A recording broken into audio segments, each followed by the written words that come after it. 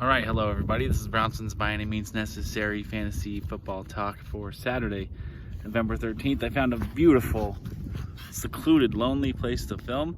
That is San Diego behind me. This is Coronado Island here and San Diego Bay. We just got a little bit of a treat here. We got to see the San Diego Maritime Museum's replica of San Miguel Cabrillo. I don't know his name. Whatever the guy who discovered this patch of land, San Diego, back in 1542, whatever that explorer's name is. The San Diego Maritime Museum made a replica of his flagship ship from 1542, and they sailed it through the harbor, and they even fired off their cannon. So it's pretty cool. This area is empty, so I actually can film my running back, Spikes, and Yikes here real quickly because I want to get going. It's already almost 1 o'clock. I've still got a lot of San Diego to explore. Today is my only day here in town. Running backs that I don't like, starting with, I shouldn't say I don't like, Yikin. Running backs I'm Yikin. Lost my page because of the wind. I'm on Point Loma, by the way. There's some lighthouses, some naval bases, Pacific Oceans, that way in front of me, off in the foreground where you guys can't see. Running backs I'm spiking. Yikin. Cordero Patterson is 6, way up to 6 against Dallas. Just as I said in my defenses and all that stuff, I'm kind of yiking all of the Falcons' skill position players, except for Kyle Pitts. I like Kyle Pitts this week. I really think that Dan Quinn knows these guys really well. I think the Cowboys defense is going to shut them down pretty well. And just having Cordero Patterson as a top 10 running back, I know he's been productive this year, especially in the passing game. But I can't bring myself to have him as a top 10 running back. This sitting down sucks. I'm standing up. Sorry. Okay. It wasn't comfortable. Next, Dearness Johnson at 12 against New England. I think he's going to have a very prolific day. He's going to get a lot of carries, a lot of work. I'm just not sold on how productive he's going to be against Bill Belichick, especially given the fact that the Browns' passing game doesn't really scare anyone. Bill Belichick's always been really good at shutting down the number one option in any offense. I don't know if he's going to shut down Dearness Johnson entirely. I still think he's probably a running back 2 this week, but not a high end. I've got him in the low end, like maybe running back 18 or 19. Next, Darrell Williams, 16 against the Raiders. I don't believe in that. I'm not a big Darrell Williams guy. I don't think he's very talented. I think he has an opportunity right now because Clyde Edwards-Helaire is out. But talent, the production just isn't really there. He also is losing carries to Derek Gore. And I know Darrell Williams is gonna get work in the passing game. It's gonna keep him in the flex consideration, but I don't have him as a running back 2. And lastly, Antonio Gibson down at 22 versus Tampa Bay. Antonio Gibson is very talented, undeniably talented, but it's just not his year. He's dealing with that injury that just isn't gonna go away. He's dealing with J.D. McKissic. He's dealing with a bad Washington defense that keeps the offense playing from behind, and he's also dealing with the Tampa Bay defense this week, who doesn't allow a lot of yards to running backs, and I think it's going to be more of a J.D. McKissic game in this one and less of an Antonio Gibson game. Obviously, if you have him, you're probably going to play him, and he's still a flex consideration, so 22 I guess isn't too far off of where I've got him. But I don't know if I'm going to play him this week personally. So he's outside the top 30 for me. As for the running backs, I'm spiking. I got 5 for you. Start guys outside the top 20 who I think could have at least flex for 3 weeks or running back 2 weeks. One thing that's cool about San Diego that I've noticed also is the airport is right downtown. It's not, most airports are outside the city.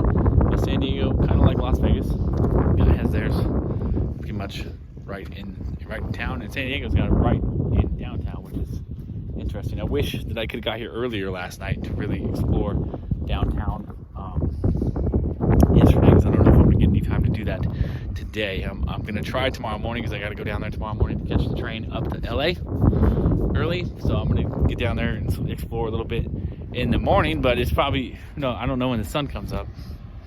The sun's coming up pretty late these days, so we'll just have to see about that tonight or tomorrow. But yeah, the airport's kind of cool to stand here and watch the planes take off with the city skyline as well. Anyways, to the running backs, I'm spiking. Mark Ingram at 25 against the Titans. Mark Ingram is going to be the running back one for the Saints this week. Alvin Kamara is out. Mark Ingram is a top 20 running back for me this week, in what I assume should be a really good game and a pretty high scoring game as well. I think these teams are gonna hang around, drop 20 plus points on each other.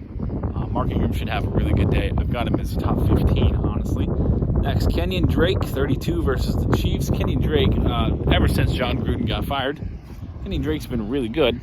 And, I'm probably, Kenyon Drake burns me every time I talk about it. Every time I hype him up, he sucks. Every time I, draft him, he sucks. Every time I play him, he sucks. So it's probably going to be a mistake to do this. But I like Kenyon Drake as a flex play this week against the Chiefs, and what I also imagine is going to be, a big Josh Jacobs and Kenyon Drake day.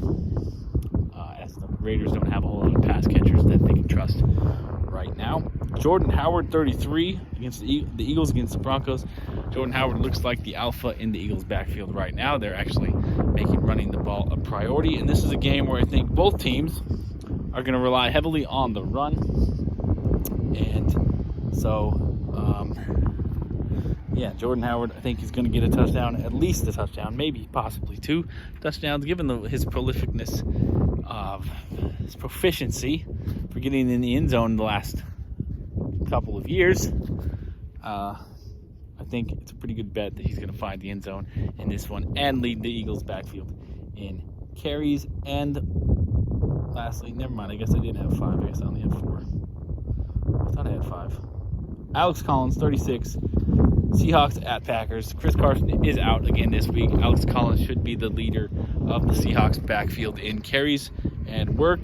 And Russell Wilson is back, so the Seahawks offense should look a lot more consistent.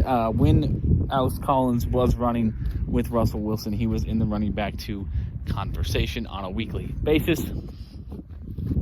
When Chris Carson is out and Russell Wilson is the quarterback, Alex Collins looks like a running back 2. I think 36 is hella low, disrespectfully low.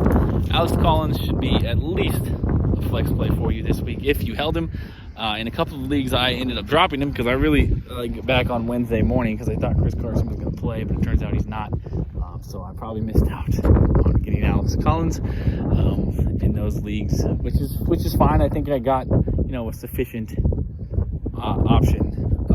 Maybe not for this week, but for the rest of the season, because Alex Collins is eventually going to be a backup again when Chris Carson does come back. I think I got a sufficient option to, carry me through the rest of the season better than Alex Collins. But I do kind of wish I still had Alex Collins in that league, in those leagues for this week.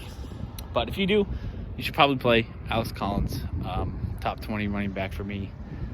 And that's it. Let's give you one more. Let's do a 360 here of this beautiful, beautiful place. And you can kind of see back there the old Point Loma Lighthouse. The new Point Loma Lighthouse looks really cool. I didn't walk down there, but I did get a picture of it. It looks like it's a pretty neat place. But to get down there, you kind of have to go back out to a road back down there. It's going to cost me a lot of time, and I have precious few time in this beautiful city. So I'm trying to make the best, do the most with the least right now. So I got to get on out of here. But thanks for watching. Thanks for subscribing. Good luck with your matchups this week, unless you're playing me. Peace, love, and nacho fries.